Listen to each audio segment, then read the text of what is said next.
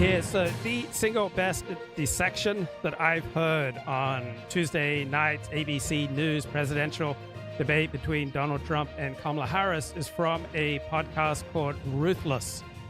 And there was a time a few weeks ago I just gave up on listening to Ruthless because there were too many ads. And then I listened to their emergency show after the presidential debate, and there were no ads. And it was just excellent. They just go through line by line, essentially showing what went wrong and how that debate was such a disaster. So I tip my yarmulke to the great job done by the podcast Ruthless. And the title for their show is How ABC Rigged the Debate. And I'm going to link to this podcast in my video description. She copied Biden's plan, and it's like 4 sentences, like run, spot, run. 4 sentences that are just, oh, we'll try and lower taxes. She doesn't have a plan. Take a look at her plan. She doesn't have a plan. Yeah, I mean, look, this was what we were hoping for, right? There was a story that came out about initially she had no issues tab on her website when she was running for president. She got goaded into making an issues tab. The problem was the source code for all of that was the Biden issue code stuff. It's like they copy my homework but change it up a little bit, and they didn't change it up a little bit. They didn't change it up a little bit. The whole damn thing. No, it's just verbatim. And so that's what he was talking about there. And that actually it has a deeper cut than that, because we all know this is true. Like, she's just making up stuff, but she doesn't have a platform. This is all, like you said, vibes and magic. And a perfect example is like her follow-up to him calling her out like that. She was like, well, Goldman Sachs likes my plan. Yeah. Did she just say that? Did she just say, I'm using the Goldman Sachs plan? Yeah. A lot of hardworking Americans might not like that. The Goldman Sachs plan. The Goldman Sachs plan. So here's clip 2, another one of the interjections that they were having back and forth. And everybody's laughing at it, okay? They're all laughing at it. She gave up at least 12 and probably 14 or 15 different policies. Like, she was big on defund the police. In Minnesota, she went out. Wait a minute. I'm talking now. If you don't mind, please. Does that sound familiar? So I didn't watch and listen to the debate. I had the debate playing in the background with the sound off while I was doing a show myself Tuesday night, and I don't enjoy listening to politicians. So you could not get me to listen to the debate unless you paid me a certain amount of money. But I'm happy to listen to dissections of the debate. And this one by the Ruthless podcast is excellent. What he's referencing there is what she did to Joe Biden, essentially, in their big 2019 debates, where she was trying to be, forceful and whatnot, and it stand out from the crowd. And that was what was widely anticipated to be her stance here. One of the reasons why they were so upset about muting the microphones is that she wanted to do that. Well, he got her with it first. Yeah, I mean, that was incredible, because I think so many people knew that, oh my God, Kamala Harris is going to need to do some stunt. She's going to go to the class. She's going to be like, I'm talking now. I'm speaking, Yeah. And for him to just instantly reverse it is just terrific. It really is. Here's clip 3 where Trump is invoking the other guy that was running against him this cycle, which I thought was fantastic. Clip 3, please, Spaghetti. Number one, she said she'll go back to Congress. She'll never get the vote. It's impossible for her to get the vote, especially now with the 50-50 and essentially 50-50 in both Senate and the House. She's not going to get the vote. She can't get the vote. She won't even come close to it. So it's just talk. You know what it reminds me of? When they said they're going to get student loans terminated, and it ended up being a total catastrophe. So the one laugh out loud moment from Tuesday night's debate is when Donald Trump said they're eating the dogs. They're eating the cats. In Springfield, they're eating the dogs. They're eating the cats. They're eating the pets of the people that live there. They're eating the dogs. They're eating the cats. They're eating the pets of the people that live there. People of Springfield, please don't eat my cats. Why would you do that? Eat something else. People of Springfield, please don't eat my dog. Here's a catalog of other things to eat. the dogs. Whoa, whoa, whoa, whoa. They're eating the cats. Meow, meow, meow, meow. They're eating the pets of the people that live there. They're eating the dogs. Whoa, whoa, whoa, whoa. They're eating the cats. Meow, meow, meow, meow. They're eating the pets of the people that live there. They're eating the dogs.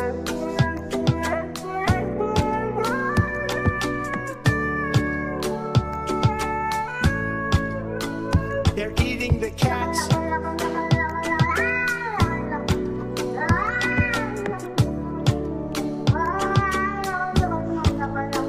They're eating the dogs. Whoa, whoa, whoa, whoa. They're eating the cats. Meow, meow, meow, meow. They're eating the pets of the people that live there.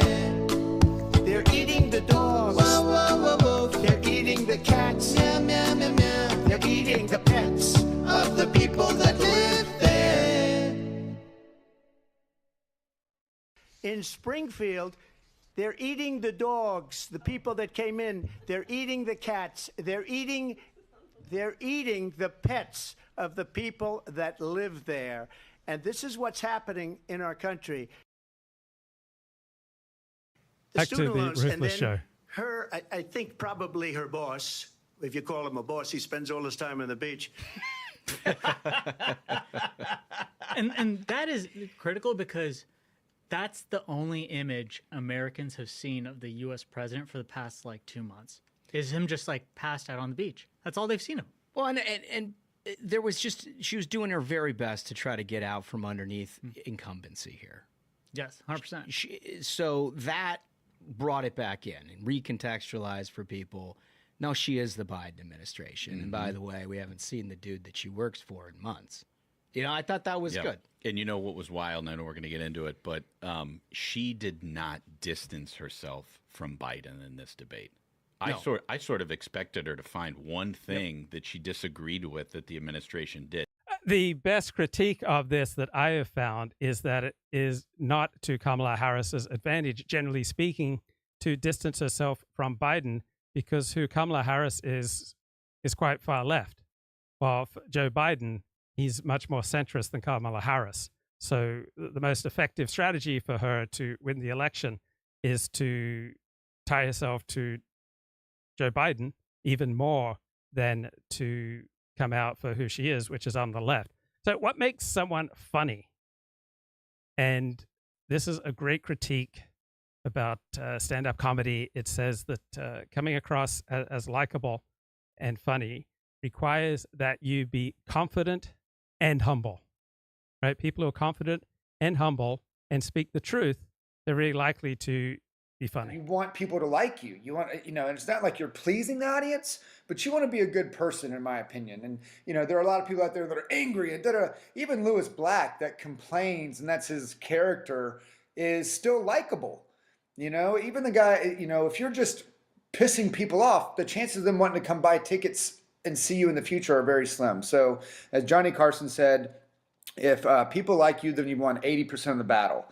And I myself actually started off not likable on stage.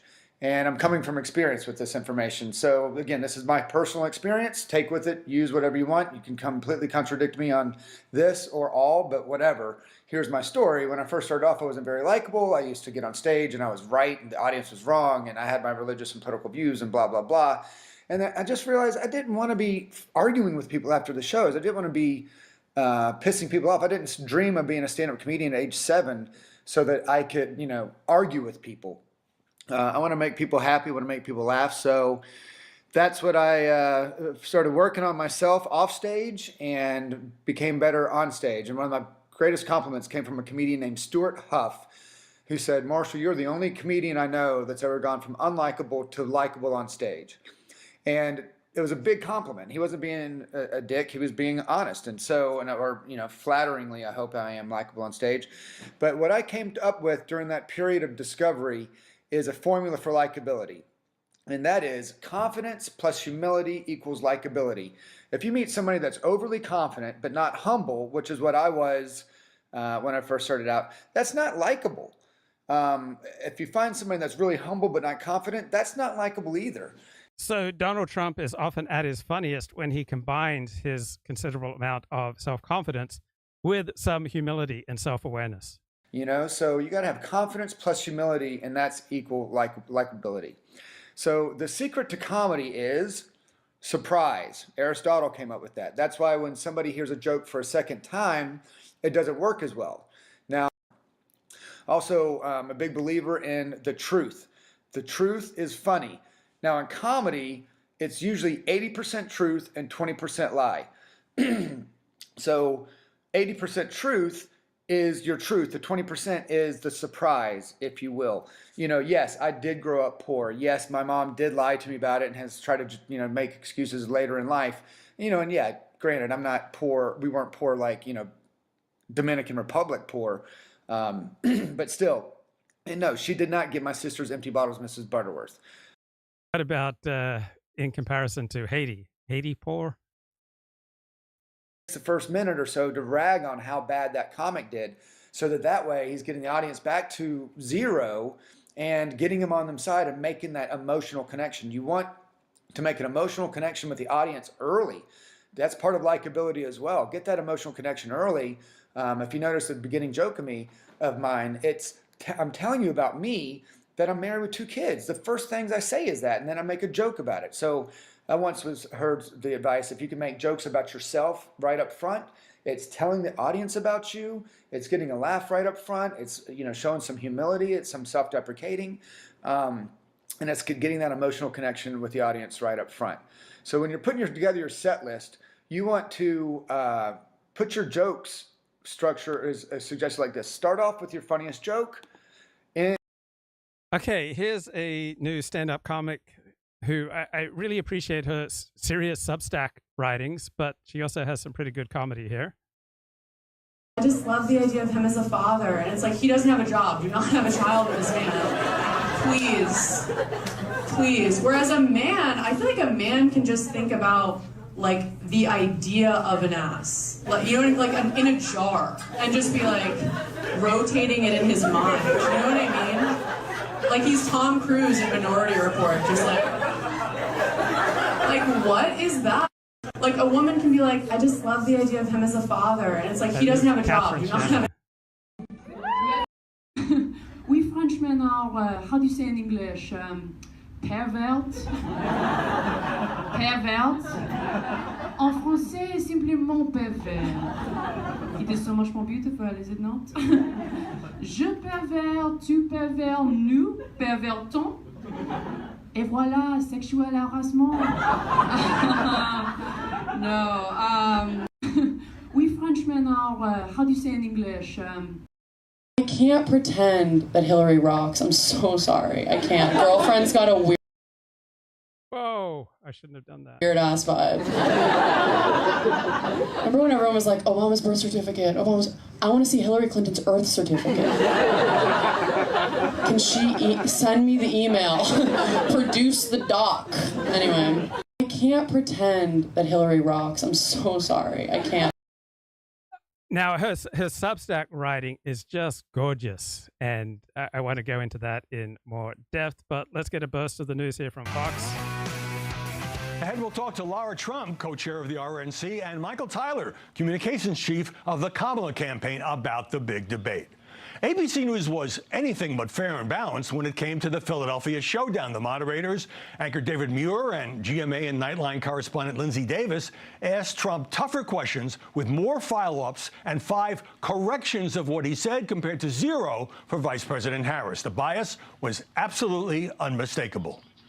The cronyism occurring between the ABC moderators and the Democrat Party was on full display last night. David Muir didn't say, well, Madam Vice President, are you going to answer that question? Where he did do that with Trump. And here's what it looked like. I made that very clear in 2020. I will not ban fracking. That's not true. She said Joe Biden would oppose fracking.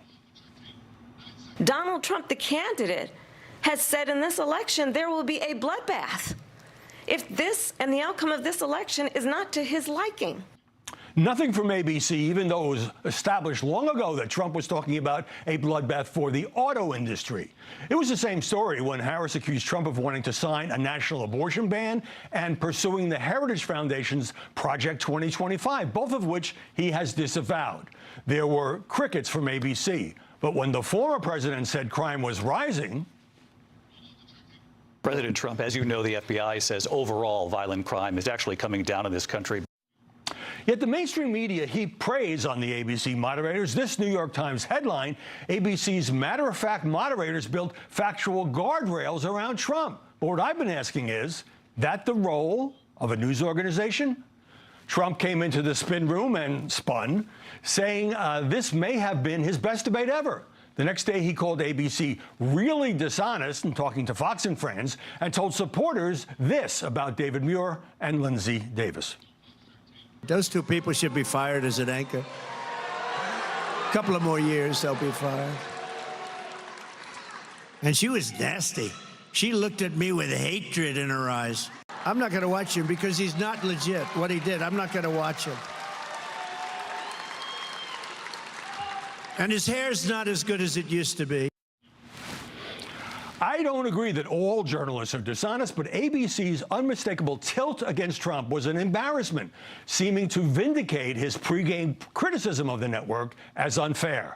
I'm Howard Kurtz, and this is Media Buzz. 57 million viewers was described as either a big win or a big mess for Kamala Harris against Donald Trump.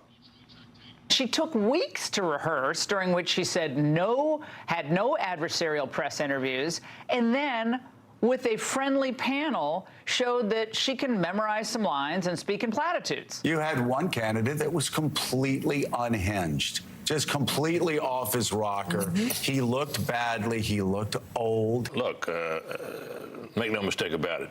Trump had a bad night.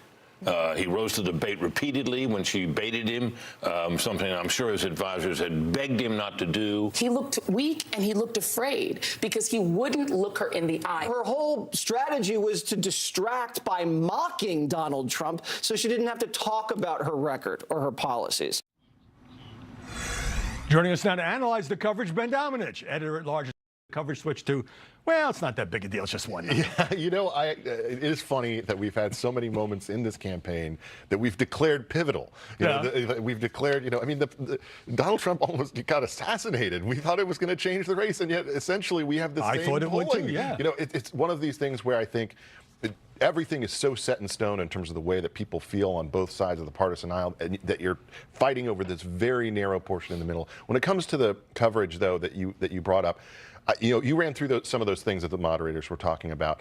I think one thing in particular that stuck out to me was Kamala's claim about not having any soldiers at this moment in any kind of combat zone around the world, which is absolutely false. And David Muir knows that it's false. In fact, there's mockery now happening online that people can easily find from literally including soldiers who are in combat zones, including in Syria. I'm sure they look at it differently. You know, they look at it a little differently. Why not just ask her, you know, Madam Vice President, you know, what do you mean by that? But the other thing is, the very first question about the economy, she ran through this whole different thing. You know, a very good question from David Muir saying, how can you say to people that you're better off today than you were 4 years ago? She never answered She completely ducked that one. Liz, I think if Kamala Harris had gotten walloped in the debate, the coverage would. Kamala had a strong performance, and Trump kept taking her bait. But the media criticism is that she provided few details of what she would do other than, we're going to help small business, we're going to help the middle class. What about her evolution on these topics? Well, I think that the media is assessing this basically based on vibes, which is the assessment that the Kamala Harris campaign would like them to assess it based on. Vibes are everything now, don't you know that? Yes, in which the vibe that you get from Donald Trump in this is that, you know, he was angry about some of the things that they were saying. He was rising to the bait, as you said. And that's why I really view this as more of a missed opportunity for the Trump campaign to really hammer her on the points that she is not telling to the American people about what she intends to do. And that's something that is a repeated problem. It's continuing into these interviews that she's doing now with local media and the like. And to Liz's point, that's a problem for undecided voters to a much greater degree than the vibes issue is. I think that that's going to be something that fundamentally could determine the course of this election, particularly in states like Pennsylvania, where it all depends on whether they trust her on issues like fracking or not. Maybe that's So the first time I've ever had to sign in to Apple Podcasts on my personal computer browser is today when I wanted to listen to the Ruthless podcast, right?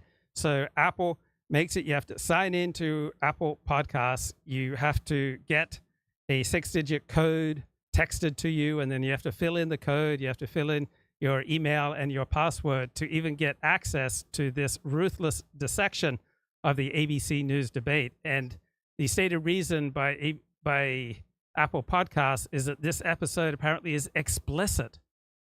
All right?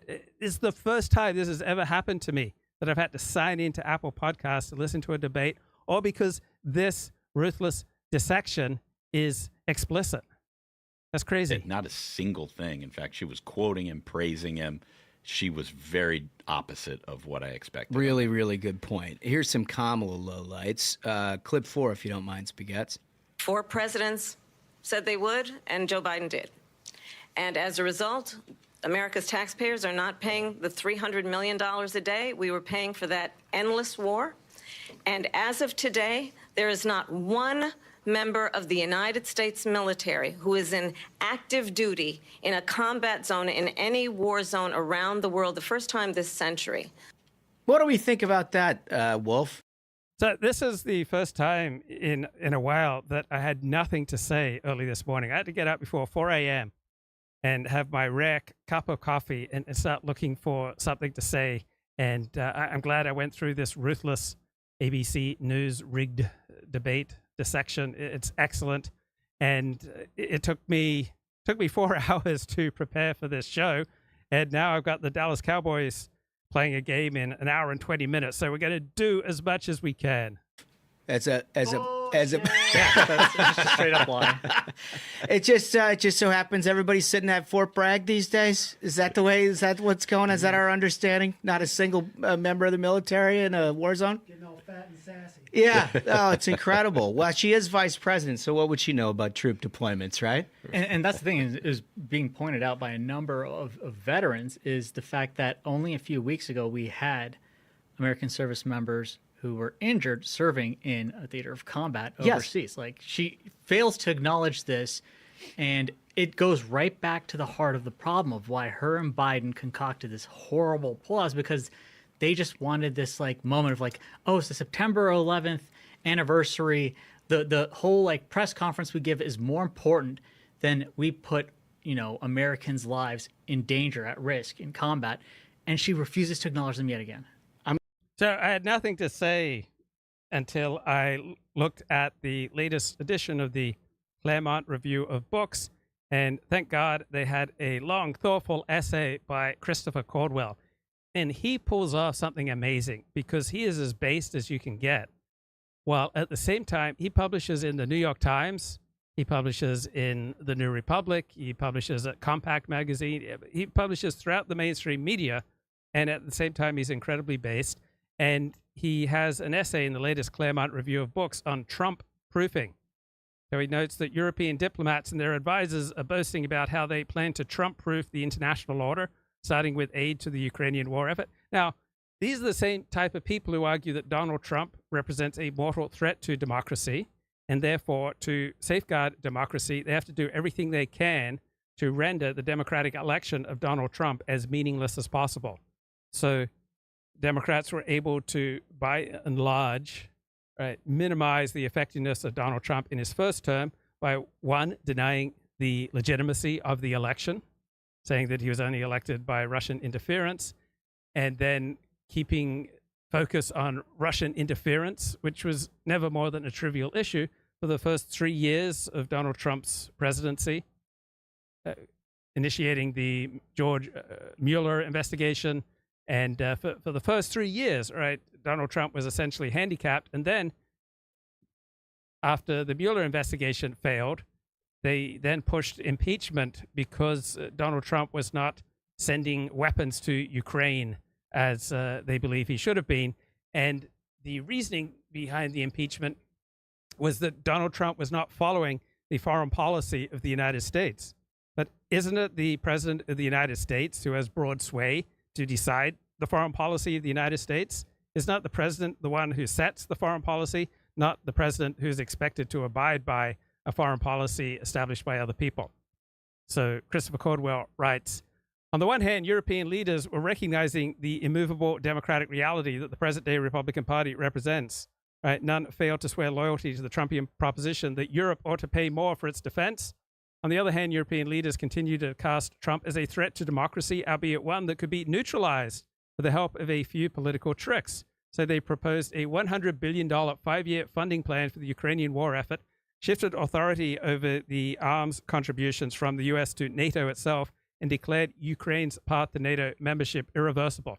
So if Ukraine joins NATO or is set to join NATO, there's nothing that Vladimir Putin and Russia won't do to destroy Ukraine. So Trump proofing is obviously anti-democratic. Leaders do not get to lay out the policies of their elected successors. So were NATO to reconfigure itself in such a way as to stymie the verdicts of American democracy, NATO would alienate many more Americans from the alliance than President Trump has thus far managed to do. And the rollout was poorly timed. A few days after the summit, a gunman in Butler, Pennsylvania would try to Trump-proof the West in his own way by sending the former president to Kingdom Come. Europeans are less worried than one would think by that kind of threat to democracy. So wrapped up in a collection of American-style arguments over corruption and populism and ethnic strife, Europeans have adopted a style of politics that a decade ago seemed unique to the United States.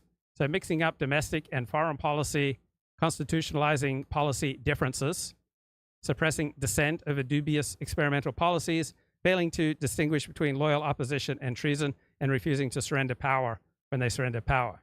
And there was an extraordinary essay published in Le Figaro, major French publication, in mid-July by political philosopher Pierre.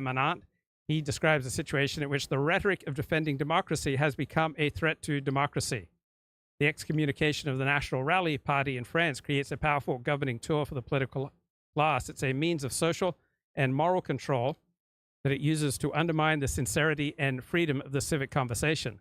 So in a functioning democracy, voters choose between competing visions for the community. But in today's hyper-moralized democracy, the choice is between the legitimate community and those excluded from the legitimate community. And that's how politics is largely framed in the United States. There is the legitimate community, the left of center community of our elite, and there is the illegitimate community, the populist Donald Trump threat to elite rule. Now, this ruse is self-defeating. If one party to the elections is illegitimate, then the government is too. We didn't vote to install it, but to exclude the alternative. So the National Rally has been able to attract voters without ever having to develop a coherent plan for governing. And Donald Trump has not exactly governed in a coherent way in his first term. So the elite establishment's attempt to delegitimize the main party of the French working class has boomeranged back on the establishment itself. And there's another killer observation here. The most truculent members of NATO tend to be the most lightly armed. Right? The Baltic states, Latvia, Lithuania, and Estonia have fewer than 50,000 soldiers and not a single battle tank. And here's a further paragraph from Pierre Menant's essay for Le Figaro. Perhaps the dissolution of the National Assembly, that's the Congress for France, along with its consequences, will turn out to be the extrinsic accident that, according to Machiavelli, requires cities to become aware of themselves and to refound themselves. So many people and many groups, many nations don't get a clear sense of their identity until an event happens and they want to define themselves against. Generally speaking, people and individuals and nations find it much easier to get clarity on their identity by identifying them against something else. So until recently, a majority of Jews have lived in the diaspora for 2,400 years. And how did they maintain a Jewish identity while living as a minority in the diaspora? By having a frame of reference that which is Jewish is generally superior to that which is not Jewish. Right? That's the only way you can have a minority maintain its identity living against majorities. So in all the confusion of this summer, a light has been lit. We must return home. Salvation will not come from Europe. So I jotted down a note to myself a couple of days ago. How does not being needy perhaps translate into the political realm? So there's nothing more exhausting than people who are needy. And so I started thinking, what's a non-needy politics? And then reading this essay, it came to me, a non-needy politics is not depending upon salvation coming from above, not depending on salvation coming from the top down, all right?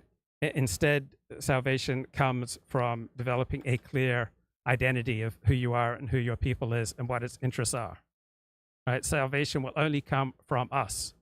And in Pierre's case here, he's talking about the French people governing themselves according to their republic, the regime whose authority over higher courts have time and again obscured, whose functioning they have hindered. No one will come to our aid if we do not want to govern ourselves. So people who are incapable of governing themselves, right, they are just going to be essentially ruled by tyranny. Here's more from the Ruthless podcast. I mean, we got half the damn Navy sitting in the Middle East. Yeah. Yeah, I mean, what the hell is she talking about? Yeah. Right. She forgot about the bridge they tried building over there and sunk, like the whole thing that she was allowed to get away with is incredible. It's like they're just sitting over there playing cards. Yep. For crying out loud, these guys, if something goes wrong, you know damn well what's going to be in their face every day, and she just blows right past it. Yeah, No well, respect. and their foreign policy gives them reason for concern that they could be in the middle of something very quickly because they have absolutely no sensible foreign policy whatsoever. Like the dock she built right off of the sinking dock. Turns out it wasn't meant to be a dock. Stupid shit. This is the fracking thing we've been talking so much about. Clip 5, please, Spaghetti. So my values have not changed, and I'm going to discuss every one of at least every point that you've made. But So the sinking dock was the dock created by the United States for Gaza, cost hundreds of millions of dollars, and almost never worked. And when Kamala kept saying, I'm going to address every point you raise, she almost never does this in the debate. in particular, let's talk about fracking because we're hearing. People really don't like it when you're lying and manipulating. And there was just something about the tone and the operation of the ABC News debate that was just so obviously manipulated that even people who aren't the deepest political observers will have a sense of outrage about what happened. In Pennsylvania. I made that very clear in 2020. Nonsense. I will not ban fracking. I have not banned fracking as Vice President of the United States. And in fact, I was the tie-breaking vote on the Inflation Reduction Act, which opened.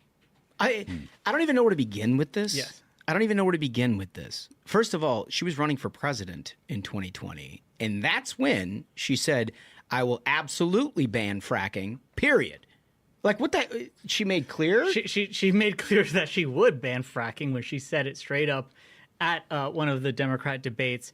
And again, for the moderators not to be like, wait a minute, I think the whole reason she just straight up lied and hoped that she could get away with this because she sees what a vulnerability this is in Pennsylvania. It's hurting her in Pennsylvania, and she is trying to run from her past. And furthermore, what I think is critical is we don't need to conjecture what would happen if Kamala were in power because she's a current incumbent. She's been in power, and the first thing they did day one is banned all fracking on publicly owned land. They banned it. Yeah. So we've seen they've already taken the step in that direction. She can try lying, but the facts show she wants to ban fracking. And there were multiple times in this debate when these moderators tried to fact check Donald Trump. They didn't do anything Not a on single Kamala time. Harris in that moment. There are plenty of other moments we're going to get to, but like it would have been very easy for them to say, no, here's your quote. Yeah. They didn't do it. They didn't do it. Here's another one. Clip 6, Spaghettis. I just need to respond to a previous point that the former president has made. I've made very clear my position on fracking, and then this business about taking everyone's guns away. Tim Walz and I are both gun owners. We're not taking anybody's guns away, so stop with the continuous lying about this stuff. Oh, I seem to remember Kamala Harris saying something about taking people's guns away. I think she called it something called a mandatory buyback. Who was she talking to? That's right. She was talking to David Muir in 2020. You mean the very handsome devil that's sitting behind that desk asking the questions? Yeah, she says directly to David Muir that I am 100% supportive and I would have mandatory gun buybacks. Mandatory gun buybacks. She says it to David Muir in 2020. This time he's just like, oh, well, I didn't hear anything. Are there two David Murs, or is that just the same? Yeah, there's one who's trying to get Kamala elected, the current one, and the one who's actually trying to be a moderator. Well, he was a Democratic primary moderator at that point. He also had skin in the game for Joe Biden. 100%. Yeah, no, it just, Maybe that just slipped his mind last night. Yeah. Maybe he just forgot to fact check her on that. Yeah, no.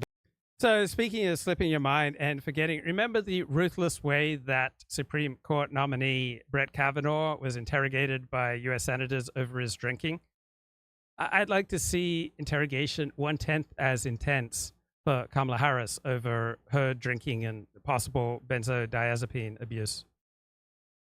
But she owns a gun, so, her policies be damned. So anyway, look, we're going to get to an awful lot of this in more detail. But we always ask you a question right off the top that we'd like your responses. The pointed is that I think, based on the trajectory of this race and the sugar high that they had come down. So both Real Clear Politics and Nate Silver give Donald Trump a 75% chance currently to win the Electoral College and thus become the next president of the United States. And just the trajectory of public opinion as it related to Kamala Harris and her job approval and everything else. That Tuesday night was an opportunity to end this thing. Yeah. If that would have gone decisively Donald Trump's way, I think we could have reopened the gap that we were looking at with Joe Biden. Mm-hmm. And we could once again be talking about not only a win, but perhaps a substantial Electoral College victory. I don't think that's going to happen today because of the way that debate played out. And there's a lot of people in the states that matter, the 6 or 7 that we talk about all the time on this program, where those, hard to believe they exist, but there's still some undecided voters out there. They go from one camp to another depending on what's going on environmentally. They're largely economic. They're largely in a kind of a mid to higher income range. They pay attention to tone and substance and stuff like that. And she has none of that. Yeah. Mm-hmm. So they're looking for a reason. Yep. Mm-hmm. They were just begging for a reason. They have reservations and have had reservations about Donald Trump. They've not been counted for since 2016 in the Republican camp. But they were open for business here. I think they're still open for business, but I don't think we did a lot of... That's my just 50,000-foot take on the debate. Okay, quick burst of cultural analysis here from the Howard Kurtz show, looking at Taylor Swift's endorsement of Kamala Harris. It was shortly after the debate that Taylor Swift endorsed Kamala Harris on Instagram, saying she fights for the rights and causes, I believe, media would need a warrior to champion them. She is like a billionaire. She has her own private jets. Of course, she's going to vote for Kamala. Please register to vote for something else that's very important coming up, the 2024 presidential election. This is clearly a job for Carly Shimkus, the co-host of Fox and Friends First. I spoke to her earlier from New York. Carly Shimkus, welcome. Thank you so much for having me, Howie. Great to see you. So Taylor Swift is the most famous entertainer on the... All right, let's get more here from Ruthless. So, yeah, Nate Silver and Real Clear Politics both placed Donald Trump with a 75% likelihood. These are serious thinkers, right? These aren't just Republican partisans. Writ large. Yeah, he had some other moments last night. I don't think we have this clip in the hopper, but there was a moment where he pressed her. He's like, why are you standing here talking to me? Why don't you go back and drag Biden's ass out of bed and sign a document that closes the border? Because you can do that right now. Right. Yeah. Remember, the first thing they did when they were sworn into office was open the border. Yep. That they all this fanfare, this huge document of a presidential decree that the border is open. You know that they could undo that and close the border. She didn't have an answer for that last night. And one of the reasons why I'm kind of hoping for a second debate is because it gives him the opportunity to say, it's been 3 weeks since I asked you to close the border. You are still in charge and you haven't done shit. And I think also, when in the immediate aftermath, you had Kamala's camp calling for another debate. I think one of the things, and you're not going to get this discussion anywhere else, is the fact of the matter is Kamala did not accomplish what she needed to, which is separation from Joe Biden, right? And to let people know what... That's not what Kamala needs to do. She just simply needs to be a persuasive plausible president of the United States to millions of undecided voters. And every minute she spends attacking Donald Trump is just a waste because people have already made up their mind about Donald Trump. So where Kamala Harris is particularly strong and effective in terms of appealing to voters is on the topic of abortion. And I don't talk much about abortion. It's not a big issue for me, but I think my thinking on abortion has been consistent over the years. I think most abortions are immoral. I believe simultaneously that abortion should be legal for the first trimester. And I like what France does. You have to sign and indicate that you're in distress to get an abortion. So it should be brought home to people, the severity of what they're doing. Now, when I hear women celebrating their abortions, I find that disturbing. I believe that it is killing. It's killing a baby. It's taking a life. When I hear women say that abortion is just something that every woman goes through, I find that disturbing. But perhaps what primarily disturbs me about these conversations is the painful recognition of my own moral weakness in this regard. So I have some tendencies towards sex and love addiction. And when I'm in the active throes of my addiction, I just tend to use people to meet my addictive needs. And my stepmom has this killer nickname for me. She calls me User. I remember I first started having sex in February 1989, and I was generally quite careful using condoms. That relationship lasted a few months until I moved to Australia in September of 1989. And once I got down under in the last months of 1989, I decided to turn my life around. I needed to get my sex drive and my selfish behavior under control. I decided I'm going to convert to Judaism. That's going to help me get myself under control. And as part of that commitment, I determined not just to abstain from sex, but to abstain from behavior and situations that would make sex more likely. And so eventually, to get my wild self under control, I completely abstained from masturbation for over a year, something like 1991. And as much as possible, I just avoided touching women and avoided spending time alone with women.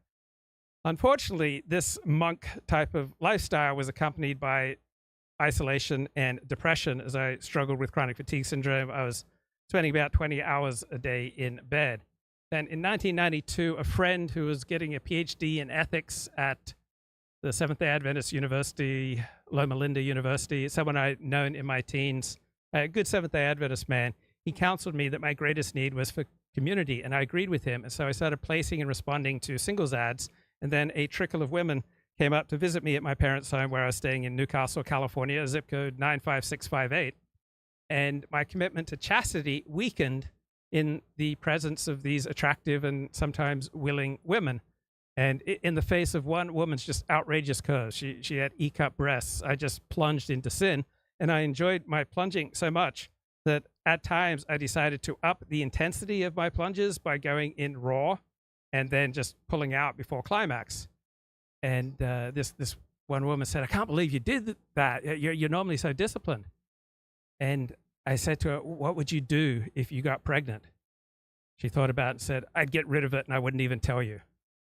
And unfortunately, the sex addict in me was thrilled by what she said, but the more thoughtful, considerate, moral part of me was appalled that I was thrilled by the prospect of her getting rid of a life that might have been inconvenient for me. So once I launched into this promiscuity, right, I tried to reassure myself that I was conducting my promiscuity ethically. And this was a delusion because I think most women regret sex that does not lead to marriage. Now, I tell myself at the time that I'd never touch a married woman. Then I had repeatedly encountered attractive young women who would lead me on, right? They were getting an attention high from it. And then they'd spring on me. I'm married, right? Just as I was attempting my final march to sexual intercourse. Now, I don't believe I ever did have sex with a married woman, but way too much of the reason for that was just luck. I mean, they would just spring it on me because they were getting such a high from the courtship that I would pay to them. I'd take them on dates, and then halfway through the date, they'd spring me on me, "Oh, I'm married." Now, to the best of my knowledge, I've never impregnated anyone. I've never caught an STD. To the best of my knowledge, I've never broken the law. But there was one time I was shagging in the back of my girlfriend's station wagon in the empty synagogue parking lot just across from where I lived. And the police rolled up on us, and we got off because the police officer recognized me as the guy who'd opened the door for him at my synagogue just a few days previous. So there was this mixed race couple that lived next door, black guy, white woman. And to demonstrate my non-racist credentials, one day I walked him around the synagogue. And then shortly thereafter, he disappeared, and the police came out, and they were looking for him due to charges of assault by his girlfriend. And then she would confide in us that she was afraid of him. I moved to LA, and I had at least 2 girlfriends in 1994 who broke up with me because their family, their friends, and their therapists told them that I was using them. Because at the time, I was desperately poor. I was living out of my car. And so I first moved in with this woman who lived adjacent to Beverly Hills for a few weeks. And then in August of 1994, I had a prearranged trip to New York for a month to stay with another woman, an heiress, lived on the Upper West Side of Manhattan. And then I came back to woman A and stayed with her until she wised up, and I got her to lend me $500 to repair my car because I was living out of my car and my car had broken down. I did pay her back within a couple of months, but I was desperately poor. I was living out of my car, and I was trying to live off these women. They were living in nice apartments, and both of them were 5 years older than me, and they were ready to settle down. But yeah, I probably was using them. My 2 previous girlfriends were 8 years older and 11 years older than me, and I was kind of using them. One introduced me to her psychiatrist, who prescribed me a medication called Nardil that got me out of my chronic fatigue syndrome, at least to 2/3 of a normal level of strength. So I was incredibly promiscuous in my first year in LA. And I noticed that the more sex I had, the more positions I tried, the more scenarios I tried out, the more sexual partners I had, the more I thought about sex. The more sex took over more and more of my life. I became intoxicated by the variety and the thrill, and then I became addicted. And I'd like to think that over the past 13 years, 12-step programs and simply growing older have helped me to calm down. I think I've been fairly emotionally sober in this arena since 2012, meaning that I have respect for my behavior with women over the past 12 years. I don't think I've acted like a pig. I don't remember engaging in that mortifying self-destructive and socially destructive behavior such as careless promiscuity, cheating, and lying. I don't hate myself for my behavior with women. But when I listen to Kamala Harris, right, she just reminds me of many women who've scolded me. And yes, I've usually deserved the scolding. But sometimes the scolding's over the top, and I don't appreciate it. And Kamala reminds me a lot of the over-the-top scolding I've received from women over the years. What the hell she actually believes in. Right. Because this is a great point. She was allowed to dance around all night, not answer any questions. No one knows where she stands. She had a policy page that went up 10 minutes before the debate. That was a copy and paste job from Joe Biden. No one knows. Like, these swing voters don't know what she believes. They don't know what she's thinking. Okay, let's get and they still Kip consider her to be a part of back Biden on because to the she's a part of show. Kip, what's going on, man? Hey, buddy, we're in my last gigabyte of hotspot, so I hope this conversation lasts as long as I hope. I was just going to touch base. You were talking about women, the way they get a special sense of happiness out of killing those babies. I just wanted to remind you that it was out there in California where you live, where Connor Peterson got pinned on Scott Peterson for the death of he was charged for the murder of his death of his unborn child. But, you know, women can do that 1 million times a year and nothing ever happens. So any thoughts on that? Wow. Yeah. Well, I've got an adjacent thought that when you say that abortion just boils down to a woman's right, you were saying that the baby has no rights, that the father has no rights, and that the wider community has no rights over that child. And it seems to me that that's false. I mean, I think there are a lot of people who have a stake in a child, not just the mother. Most of all, the baby. The baby. Yes. If they're in no shape to raise a baby, I'm sorry, the wind's picking up. If they're in no shape to raise a baby, then they should give that baby up for adoption. As we're talking, I'm getting a visual of Ann Coulter going on the Father Albert show and her smacking down he and his loose-legged audience. I don't know if you saw that a couple of years ago, but it was a real blessing, as you and Elliot like to say. I was going to say that's good news that I heard from you on that poll. 2 polls, 75% chance of being the president. So she's apparently as distasteful to the world as you and me, right? Mm-hmm. I like the sound of that. And I was gonna, when you mentioned your voice has changed 3 or 4 times. It does it from time to time, and I noticed this because my mother does the same thing. She does it when she's disgusted under her breath and she can't stand it. Her voice will change. But earlier, about 3 minutes ago, when you started talking about the time where you had to live in your car, you get a different sound in your voice. And I don't even know if you notice that it happens from time to time. Are you aware of that when you listen to the playbacks? No. It just kind of takes on sort of a different pitch. And I just wanted to, as I was listening to you, as you were getting ready to cue me in, your feelings towards women and children and family.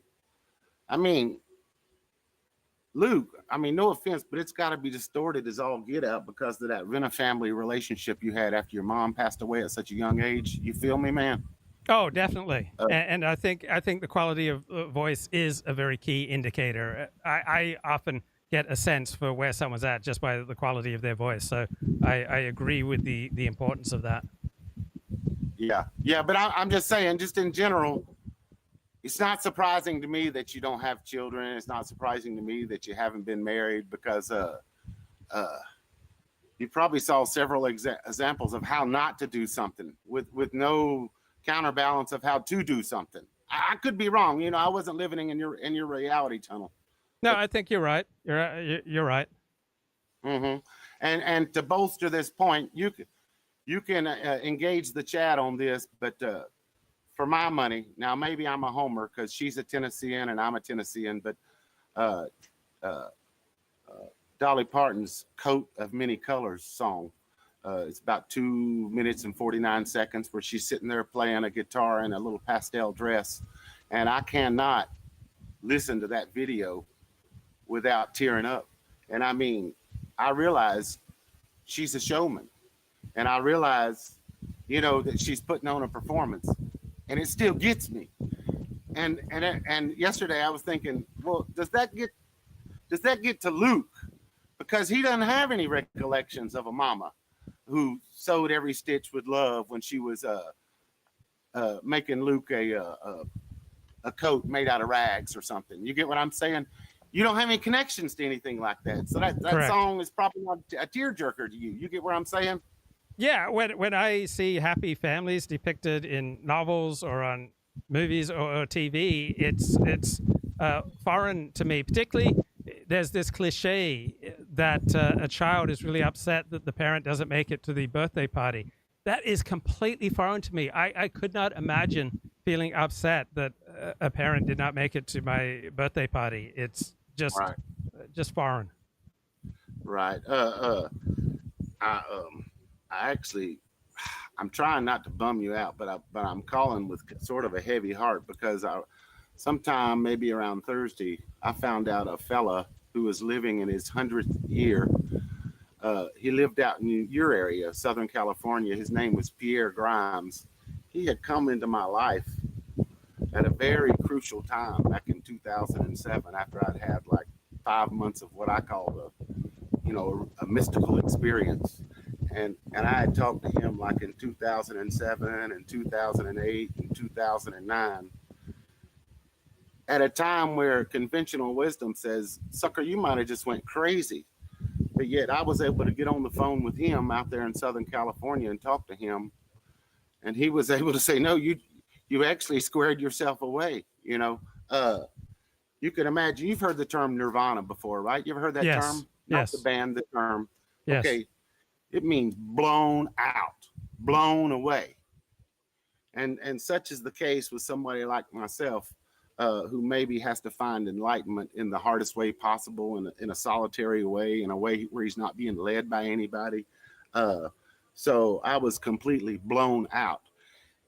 Another way to say that, if you take the term Buddha, Bud comes from the Sanskrit word, Buddha comes from the Sanskrit word Bud, which means awake. So the Buddha is just someone who woke up, you know, and Buddhism itself is known as a vehicle or a ferry boat, or it's called a yana.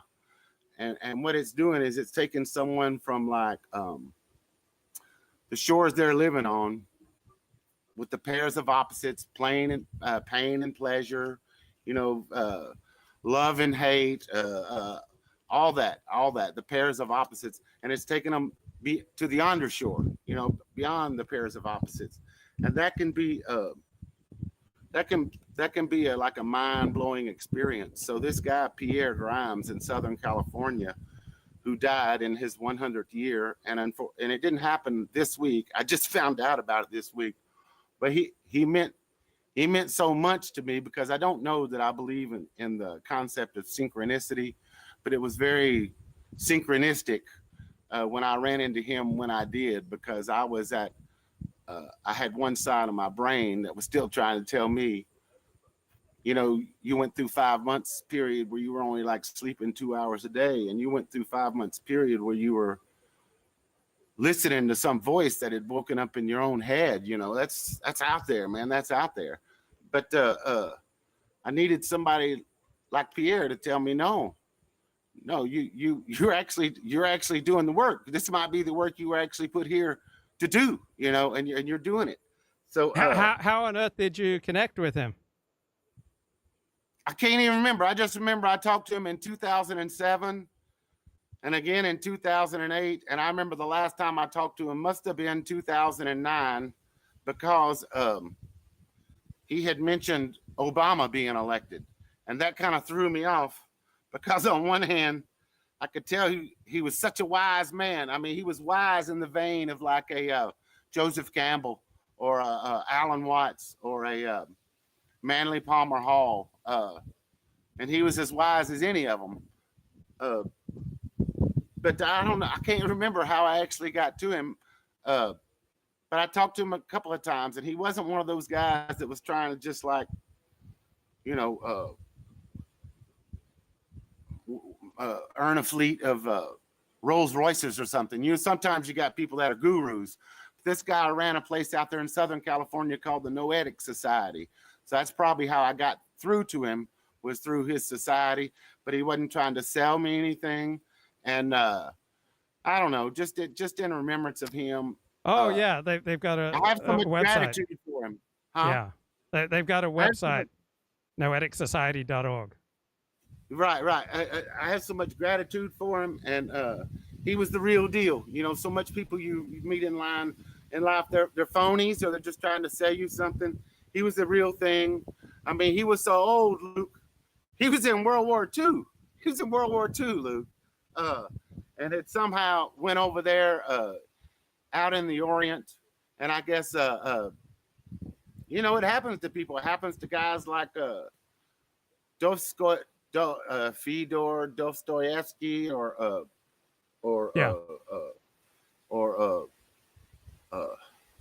who's the guy who wrote Zarathustra? Friedrich Nietzsche. Yeah. I'm talking about Dostoevsky's Underground Man. Man, that's the Buddha. That's me. That's that recluse that's been shown something, and he's got to move away. He's got to renounce all that stuff. And I don't know. I don't want to put you to work, but if you or your people later on this week have some time, a nice introduction to him might be one called Platonism and Alchemy. And not only will you get just an awesome introduction into Platonism and alchemy and the wisdom tradition, but also historical figures like Lorenzo Valla, or which is the guy that's probably most instrumental in the Reformation, Christian Reformation, or say Casablandu. I mean, so he knows the history that you will see in the history books, but he also knows like all the esoteric levels of all that stuff. So, man, just a great guy. I was sad for a day or two when he was gone, but the that's been replaced now by the gratitude that I had for him, and just you know, you got anybody that's ever? I could tell that maybe at one time that guy that you were his number one fan. Dennis Prager. Yeah, him. Dennis Prager. But it broke off. You saw through that. Yeah. This wasn't a situation like that. This would be if he really was, through and through, you know, what you thought he was. You get what I'm saying? If anybody could have lived up to that. How much time did you spend? How much time did you spend talking with him? You know, maybe 3 or 4 times, no more than like 5 or 10 minutes, and you know, we never got to the point where he said, "Hey, next time you're in Southern California, you know, come by and check me out or whatever." So I'm not gonna like say there was a relationship there that there wasn't. But it just goes to show how 5 minutes can change someone's life. I mean, Pierre may be among the top 10 people who've had the most influence on your life, and yet your total conversation with him sounds like it might be less than 30 minutes. So you can absolutely change somebody's life within 5 minutes. Right. And who up to that point, I had probably lived 30-something years, and who up to that point was like, yeah, what you're talking about, Plato describes in Book 6 of the Republic when he's talking about the divine luminosity. And I'm like, huh? What? Book 6 of what? Divine who? You know, and it was right there in front of mine. He knew it all. So just to have somebody that was just like a catalog of information like that. And unfortunately, did you have any teachers? Did you have any teachers that profoundly influenced you that you would say hang out with after school to talk to them? No, not really. That's sad. I was just a number like that. I had a lot, but here's something that I had in my childhood. I was often far more interested in establishing a connection with my friends' fathers than with my friends, because I didn't have a close relationship with my own father. I was on the hunt for father figures. Luckily, I had enough connection with my father that I never eroticized male attention. So that didn't come up. But I'm just curious, did you have sufficient relationship with your own father that you did not seek out other father figures? No, I didn't. In fact, I would say right now, you saw me big up in Pierre Grimes. I still don't know if he's as well-rounded as my father. You get what I'm saying? He may have had such a depth in certain areas that he couldn't do things that my father could do. My dad was the kind of guy that a hospital or a bank would call him when their computer failed. Now, this was in an era when you had mainframe computers with miles of computer wires, you know, underneath the floors. And he was a fisherman and a hunter, and he could work on cars, but he was also the guy that the local bank or the local hospital could count on to get him to get their computer up and running again, because it had to be up and running. And he would carry these little things he called grips. You would call them a suitcase. He would carry them in there, and they had voltmeters and soldering irons and stuff. And he would track the problem and fix it every time. In fact, he had 30 guys that worked under him that did the exact same thing. So he was the most excellent out of all those guys, you know. And I don't know that Pierre could do that, and I know I can't do that, you know. So I don't even try when it comes to that level of my father. But he was always there for me. Okay, you know, my father was also an alcoholic, you know. So wow. So we all got our crosses to bear. You get what I'm saying, Luke? Did he beat your mother? Did he beat you? No. He, when it was necessary, he did. But no, he was what you would call a functioning alcoholic, which I think was pretty regular in his time. But I mean, it never slowed him down or anything. Before I get off of here, could I had something been dancing around in my mind, and if anything else, just today, maybe you could play devil's advocate and tell me why it won't work. But there was a couple of shows. You know, when I think of your show, Luke, I think of it as Luke Ford's reality tunnel. You get what I'm saying? Yeah. And you're just going where Luke's reality tunnel wants to go. And so I was thinking, like, about some shows that I missed, and there was really two. One of them would be that Colin Quinn's Tough Crowd. Do you remember that from about 15, 20 years ago? I've heard about it. Okay. And there was another show. Do you remember a show called Talk Soup? I heard about it, but I wasn't a regular. Okay. But anyway, this Talk Soup was sort of like a 30-minute show. I think it was on E, and it was sort of maybe like a quick drive-through of all the daytime TV shows. So Montel Williams has some crazy guest on his show.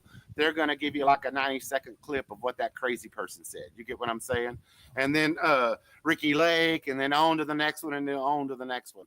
And I didn't know, was there something commensurate to that here on the internet where you took, say, a Glenn Greenwald and a Luke Ford and a Megyn Kelly and 10, 15 people that you care about and condensed their week's worth of shows down to a minute or two of what you thought was maybe the highlight of the week or whatever. And then if people want to get it more involved into that, they can go over and check out that show.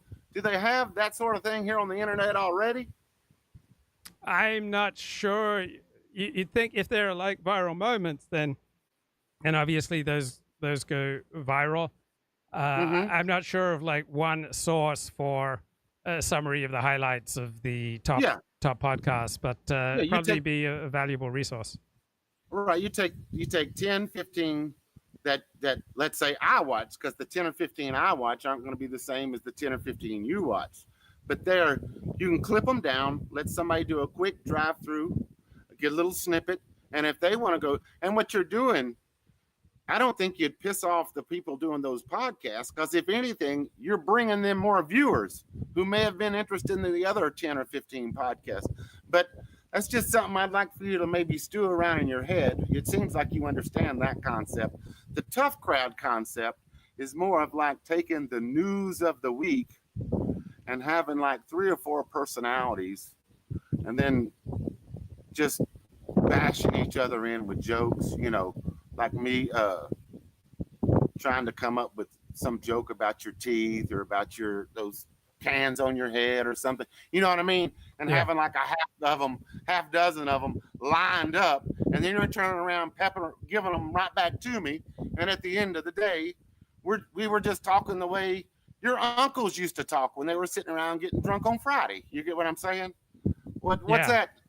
Either one of those concepts, which one do you think might have the most legs in the modern internet age? And, you know, this is something we can continue on and talk about, but this is something where you would make a great straight man in that second concept, where I think in that first concept, you would be one of the guys, me, for example, would want to drive through and check out and cut up. You know, I'd want to cut you up and show you to other people who might be more Glenn Greenwald fans. I would try to bring them over. You get what I'm saying?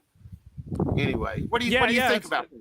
Yeah, a show is largely about the quality of the interactions with the people on the show, and so it's hard to attract and find a good set of commentators and co-hosts and contributors, because most people who want to participate in something like this are stuck in such self-destructive cycles that I would feel guilty hosting them, because the way that they speak and conduct themselves on the show is obviously against their self-interest.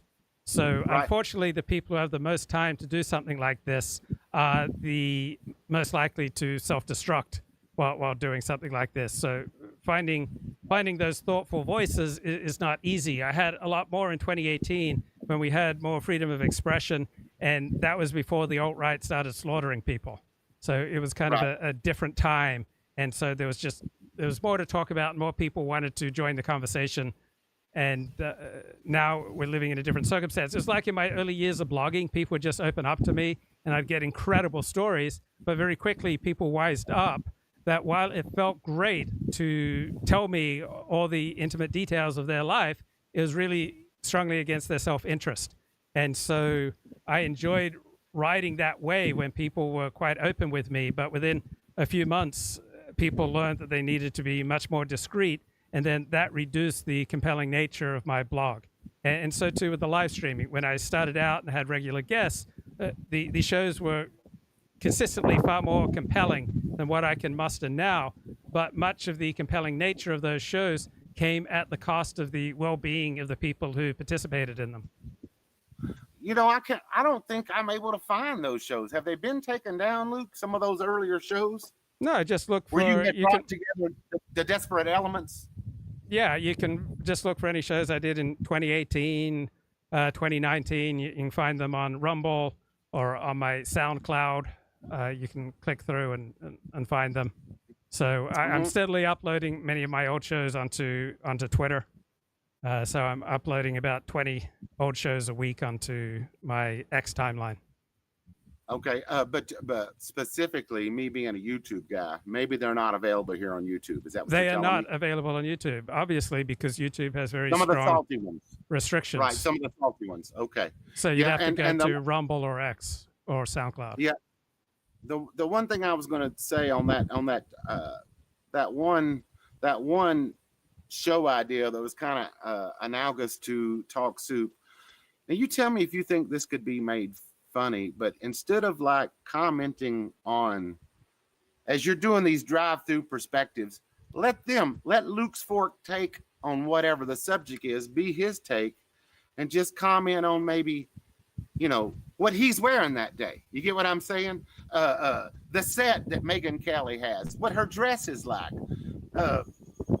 You think that's possible? Or maybe you could make a couple of quips and let their bit stand on its own, and just kind of intro and exit with a little quip about the stage or what they're wearing or how cute she looks or whatever. What do you think about that?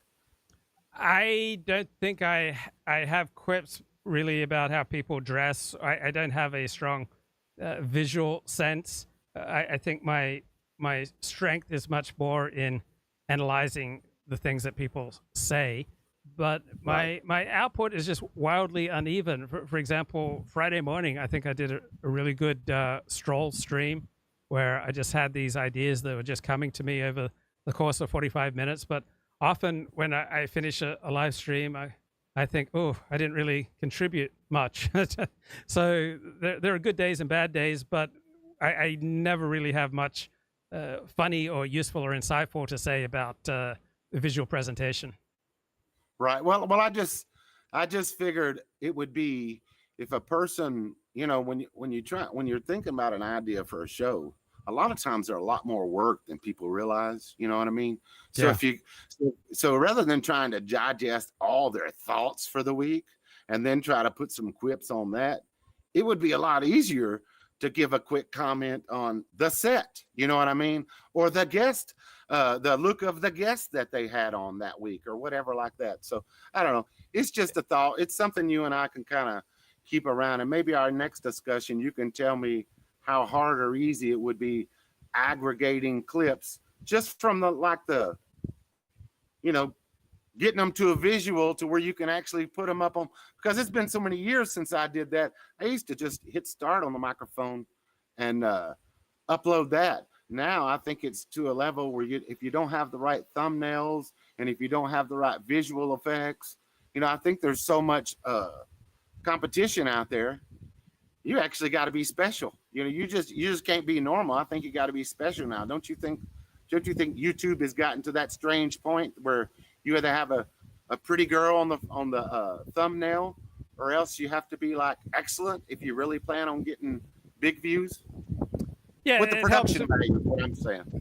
It helps to be excellent, but it doesn't have to be excellent in production value. So many highly successful YouTubers take pride in not putting any effort into their thumbnails and to the production value. They just do what they love, and they're so good at it, they still pull in a large audience without putting an emphasis on production. But are you saying, do you have a YouTube channel, or you used to do a show like what you were describing? No, I had a channel, Luke, back in 2007, 8, and I guess it got too salty for them back in 2009. So my thinking of YouTube is so antiquated. You know what I mean? It's been so long ago. Yeah. It might not be as easy as it was then, or it might be a lot harder to stand out from the crowd as it was when YouTube was more of in its infancy. Thinking back, I don't think I had a video that ever got over like 25,000 views. But that really, like I told you before, that wasn't really necessarily the point. For me, it was more therapy than anything else. I would get pregnant with an idea, and I would be like, whew, now it's out in the ether, and I don't have to hold on to it anymore. If you know what I mean when I say that, you know? Yes, I know exactly what you mean. I feel the same way. But I often cut up shorts, and I notice I occasionally get videos that get more than 10,000 views, but I usually can't predict them. Right. Sometimes I'll upload shorts and I'll get virtually no views on any of them. And then suddenly one will hit for 10,000. So the YouTube algorithm is mysterious. I'll leave you with this. I don't think you caught that there was another Kent State massacre yesterday. Yeah. But when I tuned in on the Vols, it was second quarter, 65-0. And they had their second string quarterback in by the second quarter, and had the third string quarterback in by the third quarter. So those poor libs, they can't win for losing, can they, buddy? What was the final score? I think it was 71-0, but everybody on Tennessee's squad got to play. You know what I mean? That will be, maybe that might only happen one or two more times in the whole season, but at least everybody can tell their mama, I was in that game. Did you see Kent State? I was in that game. You know what I mean? Yeah. So that's something for them. But really, that's what I don't want to keep you any longer. Great show. Keep the energy up, buddy. Okay, thanks, pal. Good to talk to you. Bye-bye.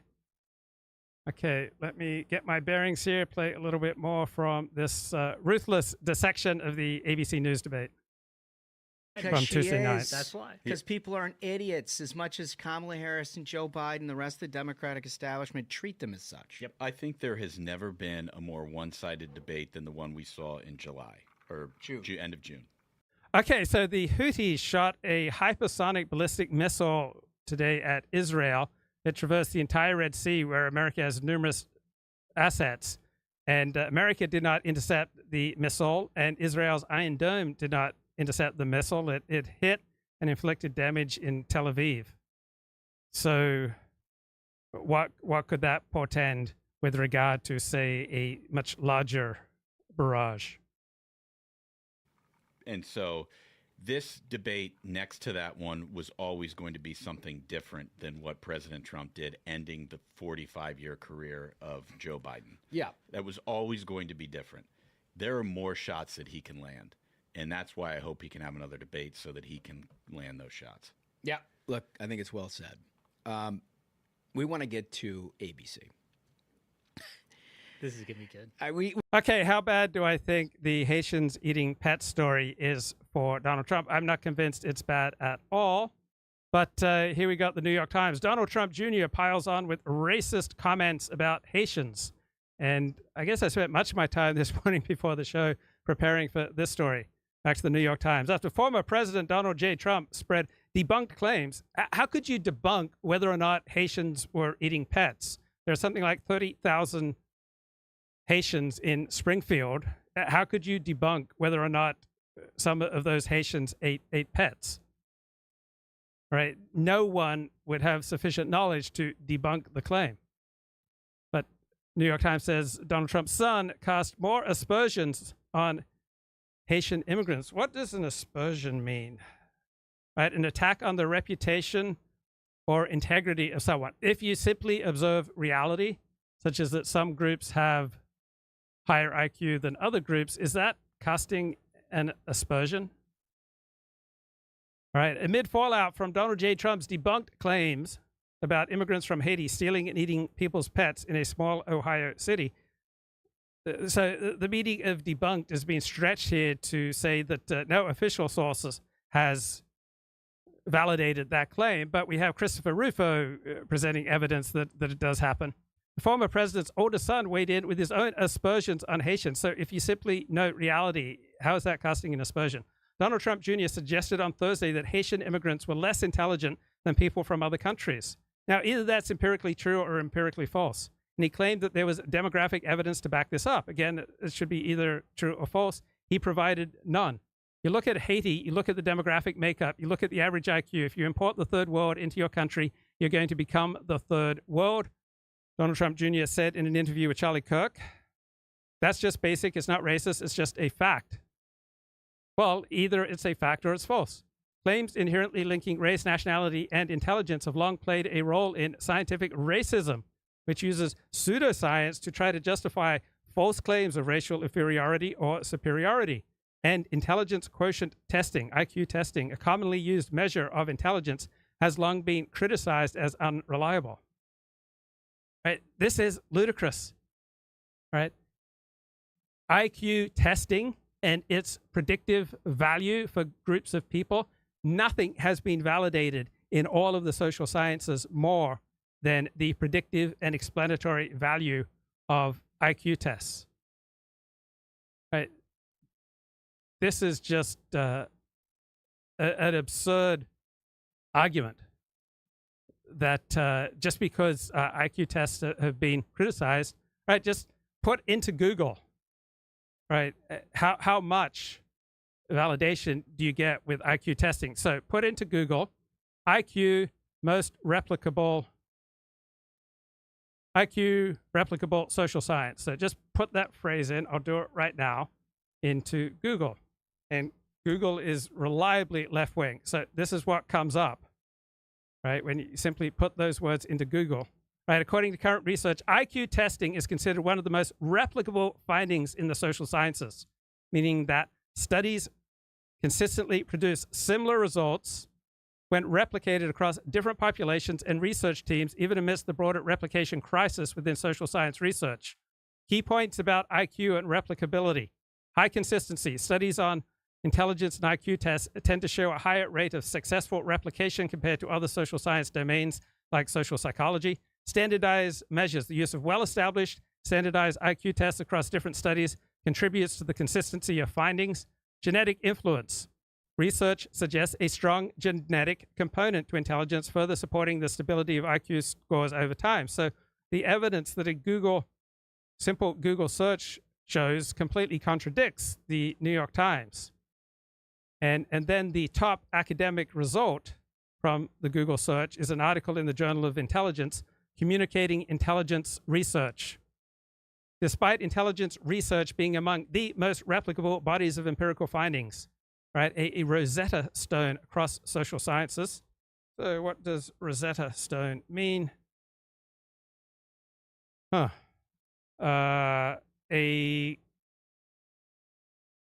What is the Rosetta Stone? Why is it important? Okay, large stone tablet that was discovered in Egypt in 1799. It allowed researchers to translate ancient Egyptian hieroglyphic writings for the first time. Okay, so it's a magic key that's not magic, right? A Rosetta Stone is a magic key that's not magic because it is so incredibly helpful in understanding and predicting the world around us. Right? The communication of intelligence research with non-intelligence researchers and the public remains a challenge. Obviously, the New York Times is challenged here, especially given ongoing public controversies through the history of the field. But the controversies are not about the facts and the validity. The controversies are about the moral implications of reality. We have a communication problem. This article is a call for intelligence researchers to consider communication at multiple levels, discusses ongoing tensions between academic freedom and social responsibility, provides suggestions for thinking about communicating on the realm of intelligence. So the research on intelligence from a purely scientific perspective is among the most robust literatures in all of the social sciences, right? It's effectively the most robust. That means validated literature in all of the social sciences, right? Among intelligence researchers who openly acknowledge the enormous body of evidence accumulated to date, whether intelligence or cognitive abilities are measurable and have real-world consequences, is not really up for debate. There are healthy disagreements in the field, but there is no disagreement by those who study intelligence that intelligence and cognitive abilities are measurable and have real-world consequences. Right? You can put a 6-year-old and give them an IQ test, and within 10 minutes, right, you will have a pretty good understanding of what their potential is in life.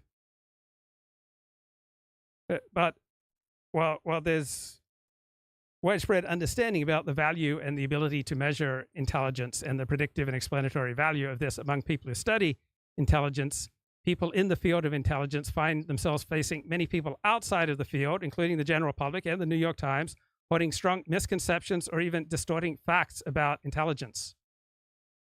Right? Intelligence should have influence in numerous other fields. It's a Rosetta Stone. It's a non-magical magic key.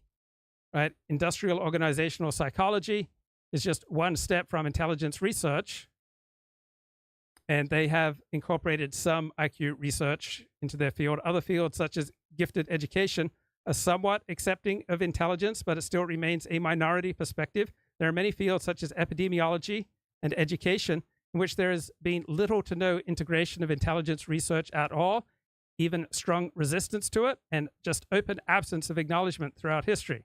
In the field of psychology, beyond a certain narrow industrial psychology subdiscipline, it does not appear that intelligence research is fully accepted, as indicated by the number of jobs in traditional psychology, education, and other departments who employ intelligence researchers. Moving outside of psychology to the broader social sciences or other areas of science does not show that intelligence research is being integrated in a systematic way. Intelligence research is not well accepted by mainstream psychology. There are few faculty positions recruiting for intelligence as a specialty.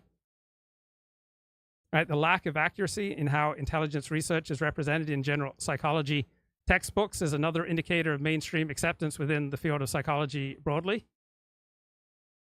So the field of intelligence has implications for international relations, for political science, for economics, for sociology, for anthropology, but it's essentially ignored within all sorts of fields where it should have a dominant influence. Now, when it's convenient for the left, they invoke the validity of IQ all the time. So you'll find numerous New York Times articles about how the presence of lead in blood is a causal factor of mental retardation. So here are some articles in the New York Times. CDC lowers recommended lead level limits in children. High lead levels in young children being found to affect cognitive development and may lead to a lower IQ. Another article, CDC lowers recommended, oh man, I posted that twice. 1 in 3 children have unacceptably high lead levels, study says. Right? When you're talking about a third of the world's children with unacceptably high lead levels, you're talking about a potential loss of learning opportunity and impact on future wages. You're talking about a tremendous burden on society, right? When you import people with low IQs, and given that intelligence is largely or significantly genetically based, all right, you import low IQ people, you're talking about a tremendous burden on society. Lead poisoning harm held to be partly reversible. Performance on standardized tests for cognitive development improved significantly 6 months after the children were treated to reduce the levels of lead in their blood, and their homes were cleaned to reduce the exposure. So when it suits a left-wing agenda, the news media and elite in general are quite happy to invoke the validity and power of IQ. Also, with helping murderers escape the death penalty, the left is all on board with negating the power of IQ. So here's one New York Times story: on death row with low IQ and new hope for a reprieve. His intellectual disability was even obvious to a Florida judge who found him mentally retarded, took him off death row 18 years after his original sentence. So this was a few years ago, back when you could note that people were mentally retarded. Another New York Times story: IQ cutoff ruling may spare some inmates on death row. Supreme Court ruling on Tuesday throwing out Florida's strict IQ cutoff in death penalty cases could increase the number of inmates exempt from execution because they are deemed mentally disabled. Another New York Times article: low IQ and the death penalty. Supreme Court will be asking today to decide whether the execution of mentally retarded individuals convicted of capital crimes violates the 8th Amendment. The case involves Darrell Atkins, sentenced to die in Virginia for a 1996 murder. Mr. Atkins has an IQ score of 59, below the score of 70 that is commonly used to identify mental retardation. So when IQ scores are useful for a left-wing agenda, the left, including the New York Times, embraces the validity of IQ scores. But when it's inconvenient for the left-wing agenda, such as a city in the United States dealing with the importation of 30,000 Haitians, then the left just denies the validity of IQ testing. We want to get to ABC because, again, everybody whines about this shit. We're going to show you, right? We've done this for a living.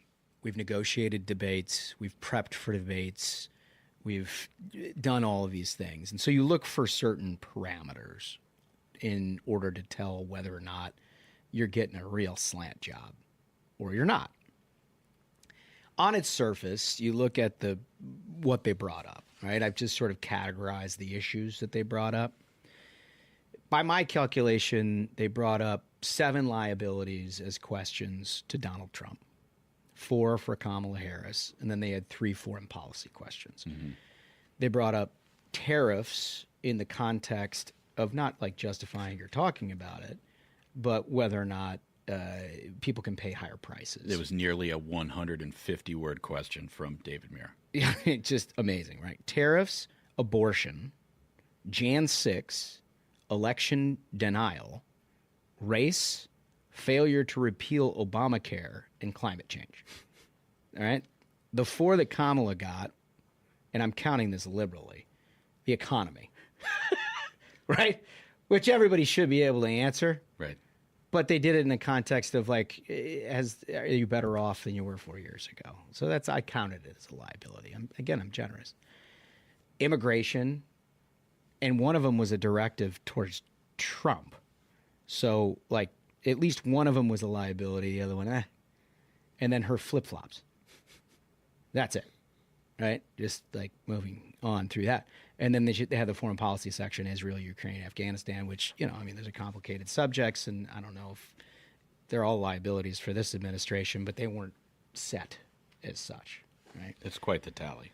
So the beginning of the debate, you look at this, and you would say the first 3 minutes, I was sort of excited about. What did you guys think? Like the first 3 minutes as it was starting, I was like, okay, this feels all right. Yeah, I mean, it's clear that Kamala's liabilities are Kamala's liabilities. Okay, that's the Ruthless podcast. They did an excellent dissection of the In debate. Springfield, they're eating the dogs. They're eating the cats. They're eating the pets of the people that live there. They're eating the dogs. They're eating the cats. They're eating the pets of the people that live there. People of Springfield, please don't eat my cats. Why would you do that? Eat something else. People of Springfield, please don't eat my dog. Here's a catalog of other things to eat. They're eating the dogs. They're eating the dogs. They're eating the cats. They're eating the cats. They're eating the pets. They're eating of the pets people that live of there. the people that live there. They're eating the dogs. They're eating the dogs. They're eating the cats. They're eating the cats. They're eating the pets of the people that live there. They're eating the dogs.